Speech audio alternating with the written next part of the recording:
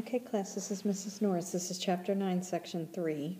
We're going to continue on with our area calculations. This time we're going to do area for what we call composite figures.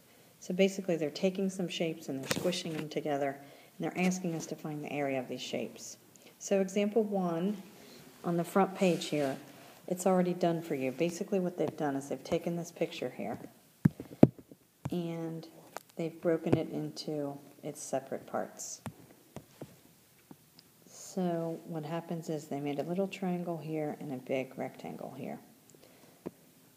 And they've taken the dimensions that are on the side here and subtracted them to get the actual dimension of the triangle. So they got 4.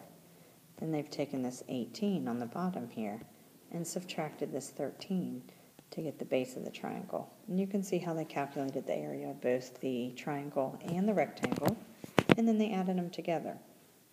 So let's go ahead and try one on our own. We're going to do number 1 on the worksheet. And number 1 is asking us to find the area of a composite figure. And if you notice, you can see that we could easily draw a line here, and then we'd have this little square or rectangle there, and we'd have our second shape there. Sometimes it's helpful if you number these shapes on your worksheet, and then off to the side you can simply calculate the area for each. So what are the dimensions of this little rectangle here? Well, this side of the shape is 20, and this part of it is 15, so we just have to subtract 20 minus 15 to get a 5. So that's your first step, is to fill in that dimension. Since we have 28 on the bottom, and we need to subtract this 22, we're going to get a dimension of 6. So it is in fact a rectangle and not a square. Off to the side, we're going to calculate the area. We can call it area 1 if you want, since they're both the same shape. If you write area rectangle, it might get a little confusing. It's just the base times height, so we're going to put 5 times 6. And we're going to get 30 square yards. Area 2 is also a rectangle, so we're going to plug in the base times the height. You'll notice I quit using my formulas on this part. 28 times 15, and when we multiply the 28 times the 15, we get 420. So our total area of the shaded area is 30 plus 420, or 450 square yards, and that's the answer. Don't forget to square your units, area total for the shaded area. Okay, I'm going to jump to number 3, and let's talk about what we see here. Well, we need to find the area of the shaded figure for this one too. So we're going to take and recognize that we have an actual square, and then what is this shape here? This one is a half circle. So we're going to have to take half of a circle, pi r squared. You can call that area 1 if you want to. So area 1 is half of a circle, pi times the radius squared. Now, where's our radius in the picture?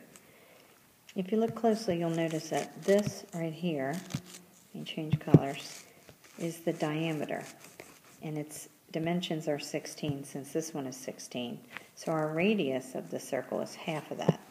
So we're going to put an 8 here for our radius.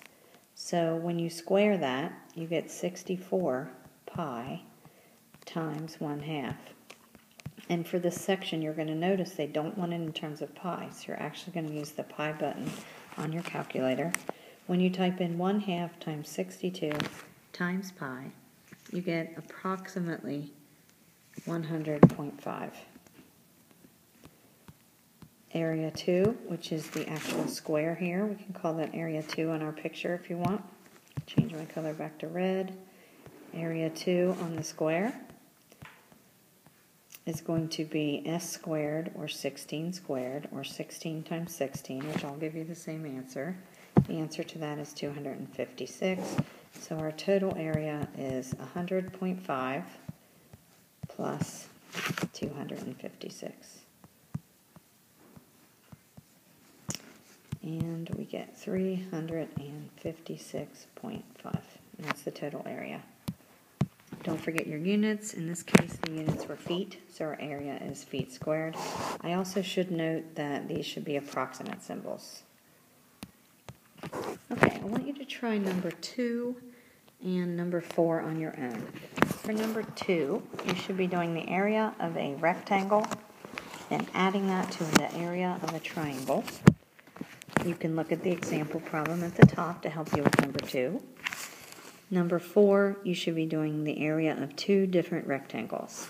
So make sure you break your shape into 2 shapes. Let's try number 5 together now. On the back, you're going to notice they're going to ask you to find the area of the shaded figure. So the way that you do these, you need to think about it this way. The area of the shaded area is the area of what I call the outside of the shape. And then we're going to subtract the cutout area. Area cutout.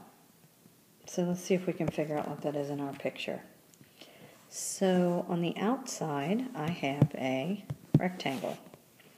A 22 by 18 rectangle. So I'm going to take 22, multiply that by 18, and then I'm going to subtract the area of the cutout. Well, what's the area of the cutout? The cutout is a triangle. So we're going to take 1/2 times the base times the height. If you look at your picture here, you'll notice that the base of this triangle, remember it goes from vertex to vertex, is actually 22. And luckily they didn't make us do Pythagorean theorem or anything, they actually gave us the perpendicular height. So a couple reminders.